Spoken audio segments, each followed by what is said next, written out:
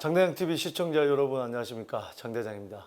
자, 오늘은요, 최근에 이 중국 경제가 문제가 될 수 있다 이런 얘기들이 나오는데, 특히 이 출산율이 저조해져서 이 저조한 출산율이 중국 경제의 성장을 가로막을 수 있다. 자, 그럼 우리랑 무슨 관계냐? 네, 우리랑 무슨 관계가 있기 때문에 말씀을 드리는 거죠. 특히 우리는 중국 경제 영향을 많이 받을 수밖에 없습니다. 지금 뭐 중국 내에 진출해 있는 IT라든지 여러 가지 뭐 가전제품이라든지 이런 기업들이 영향을 받을 수가 있는데, 자, 구체적인 내용 살펴보도록 하겠습니다.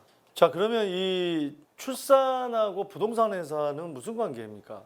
지금 우리나라도 인구 감소하는데, 인구가 감소되고 있지만 가구 수가 늘어나고 있기 때문에 늦게 결혼하는 사람, 결혼을 아예 미루는 사람, 또 뭐 돌싱, 자, 이런 게 여러 가지 가구 수를 좀 늘리고 있다. 그렇기 때문에 지금 부동산이 아직은 저출산에 대한 직접적인 영향을 받지 않고 있다. 지금 우리나라는 그렇지만 어찌됐든지 간에 출산이 저조해지면 결과적으로는 언젠가는 가구 수가 줄 수밖에 없고요. 또 이 저출산이 우리가 부동산을 살 수 있는 능력, 즉 경제에 영향을 미치기 때문에 그런 부분도 한번 살펴봐야 됩니다. 자, 996. 자, 이게 무슨 숫자일까요? 중국에서 996. 아침 9시에 출근해서 저녁 9시까지 이것을 주 6일 한다. 뭐 우리나라 같은 경우는 거의 뭐 이제 주 5일이 정착됐습니다만, 또 이렇게 늦게까지 일하는 기업들이 많지는 않죠. 근데 예전에 우리가 그랬듯이 중국이 아마 지금 그런 상황이 되지 않나. 9시 9 to 9, 9시에 출근해서 9시 퇴근하고 또 주 6일 근무하는 이 IT 업계의 과도한 노동 간행을 이제 비꼬는 말이 996인데,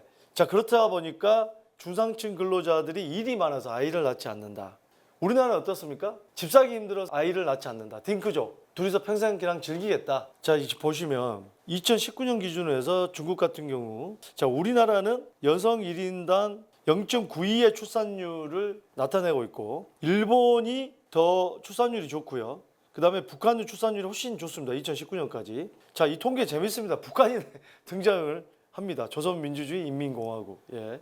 다른 나라 비교해 보면 중국이 파란색인데 러시아, 일본보다는 중국이 출산율이 여성 1인당 17명으로 꽤 높습니다. 이런 중국이 어떻게 보면은 지금 뭐 한중일 중에서 가장 높고, 또 러시아보다 이 4개국 중에서는 가장 높은 이 출산율을 기록하고 있는데, 그럼에도 불구하고 지금 중국에서는 출산율을 걱정하고 있다는 거죠. 자, 지금까지 중국은 뭐 우리나라도 많은 기업들이 진출을 했었고, 또 다른 해외 국가들도 중국 어떤 제조업이나 이런 기업들이 많이 진출을 했습니다만, 최근에는 다 빠져나왔죠. 빠져나온 지 꽤 됐습니다. 그 이유가 바로 중국이 지금까지는 젊은 인력이 많고 또 쌌습니다. 이런 인력들이 풍부했다는 거죠. 이런 장점으로 바로 중국에 진출을 많이 했고, 중국은 이런 강점을 내세워서 바로 수출을 많이 하는 그런 나라로 돈을 많이 벌어들이면서 중국이 급성장하게 됐었죠.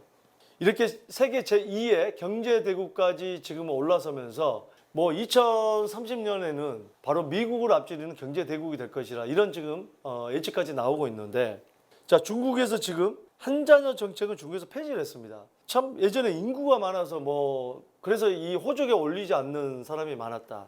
또 호적에 올리기 위해서 제가 뭐 저도 한 5년 전인가요? 상해에 가가지고 그때 이제 그 많은 분들을 만나면서 20대 초반의 분인데 자기 언니가 있다는 거예요. 예, 언니가 있고, 그러면은 자기를 호적에 올리기 위해서 그때 당시에 뭐 위안화를 얘기하던데, 그때 당시에 환전을 해보니까 우리나라 돈으로 한 3천만 원 정도 되더라고요. 그러면 20 몇 년 전에 3천만 원이라는 돈을 주고서 호적에 올렸다. 어마어마한 돈을 쓴 거죠. 중국에서 20년 전에 3천만 원, 뭐 지금 뭐 얼마나 큰 돈일까요? 그렇게 한자녀 정책을 펴서 그 돈이 없으면 어쩌죠? 호적에 올리지 못했던 거죠. 그래서 중국이 비공식적으로 뭐 16억이다, 17억이다, 18억이다 그런 얘기도 많았었는데, 지금은 두자녀 정책도 아니고 세자녀 정책까지 추진하고 있으나 잘 안 되고 있다는 거죠.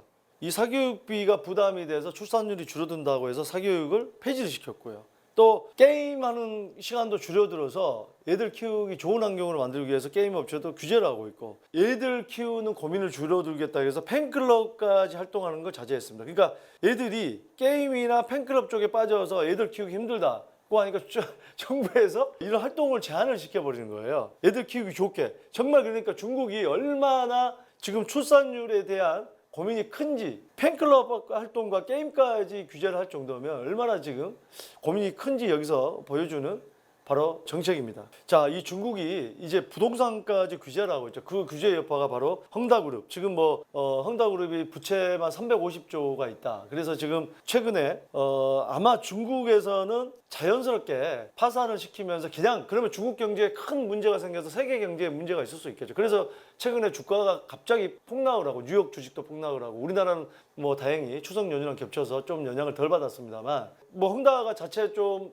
어떤 가지고 있던 은행의 지분을 매각을 해가지고 좀 자금 확보를 했습니다만 중국에서는 차츰차츰 국유화시킬 것이다. 이런 크게 걱정하지 않은 이유가 중국 정부에서는 파산이 되면은 그 지분을 사들이겠다는 거죠. 중국 정부에서. 그렇기 때문에 어쨌든 간에 이 부동산 규제를 하고 있는 이유가 바로 저출산 문제 때문에 결국에는 이 미분양도 많이 생기고 중국 정부에서 이런 부동산 회사들이 지금도 파산을 많이 했다고 하는데 계속해서 줄 파산을 하게 되면은 중국 경제에 악영향을 미치기 때문에 물론 지금 파산하는 업체도 있습니다. 더 큰 화를 면하기 위해서 일부 회사들이 파산하는 회사들이 많이 나오고 있습니다만 더 큰 화를 면하기 위해서 바로 부동산까지 규제를 하게 되는 거죠. 자, 이 중국의 인구를 보면 1970년대부터 2010년 지금 최근까지 보면 계속해서 이렇게 오르고 있고요. 다른 나라들에 이렇게 비교를 해도 지금 인도보다도 좀 더 높은 세계 최고의 인구를 보유하고 있는 그런 이 나라이기 때문에 여러 가지 경제 또 우리나라랑 여러 가지 수출입 관련해서 연관이 많이 되어 있기 때문에 우리나라 경제에도 많은 영향을 지금 미치고 있는데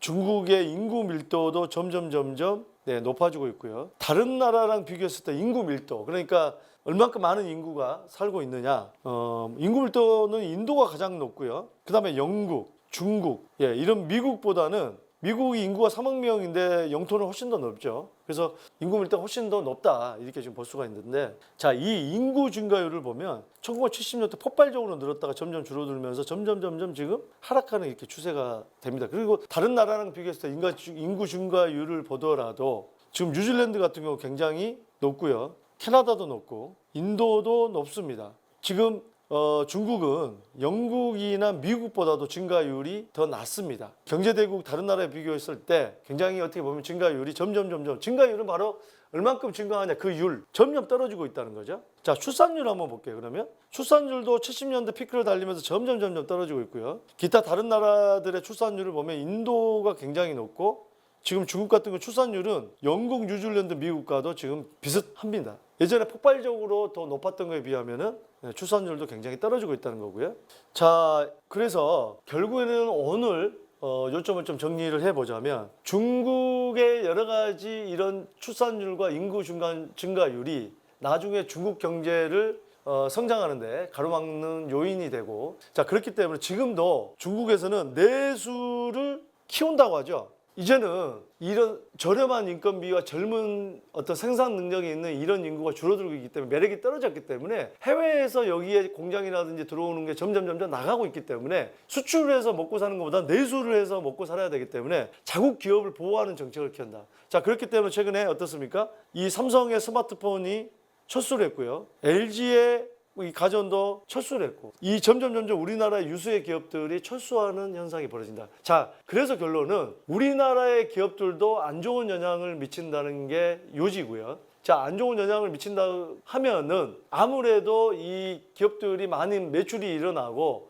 잘 돼야 국내에서도 또 고용 인구도 더 새롭게 창출하고 그런 부분도 있는데 자, 우리나라 경제까지 전반적으로 영향을 미칠 수밖에 없다. 자, 이런 대기업, 우리나라를 대표하는 대기업의 매출이 줄어들게 되면은 아무래도 국내에서 고용 창출이라든지 여러 가지 투자라든지 이런 부분에서 조금 더 줄어들 수밖에 없기 때문에 결국에는 우리나라 고용 창출에도 영향을 미칠 수 있고 이 고용 창출이 결국에는 저출산과 계속해서 인구 감소로 이어질 수 있는 그런 부분도 있다. 그런 부분이 결국에는 우리나라 부동산에도 악영향을 미칠 수 있다. 자, 이런 부분이 생각보다 빠르게 다가올 수 있다는 부분을 여러분들에게 말씀을 좀 드리고 싶었던 부분입니다. 자, 오늘 이 영상이 여러분들 여러 가지 결정하는데 도움이 되셨길 바라겠습니다. 매주 화요일 저녁 6시에 맞춤형으로 여러분들 고민 상담하고 있습니다. 해외에서도 지금 연락들 계속 주고 계시는데 해외 어디에 계시든 간에 이 고민 상담은 계속해서 이어지고 있고 복잡한 부분은요. 이메일이나 문자로 사전해 주시면 해결해 드리도록 하겠습니다. 여러분들의 많은 관심 바랍니다. 감사합니다.